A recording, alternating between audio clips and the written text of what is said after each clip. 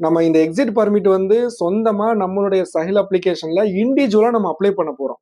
அந்த நான் சொல்லியிருக்க மாதிரியான இந்த ஆப்ஷன்ல ஒவ்வொன்றிலையும் நம்ம வந்து public authority of manpower இது வந்து இங்கிலீஷ் வெர்ஷன்ல வந்து கிடையாது. அந்த டிரான்ஸ்லேஷன் பண்ணி இங்கிலீஷ்ல போனோம் அப்படின்னா அந்த டிபார்ட்மெண்ட் வராது. அரபிலே தான் பண்ண போறோம். அதனால அந்த வந்து ஹை ஆமா அல் கவி அப்படின்ற அந்த பப்ளிக் அத்தாரிட்டி ஆஃப் மேன் பவர்ன்ற ஆப்ஷனை கிளிக் பண்றோம். அதை கிளிக் பண்ணதோட அதுலேருந்து கீழே 5வது வந்து அந்த முகாதிரான் இருக்கும். அதை கிளிக் பண்றோம்.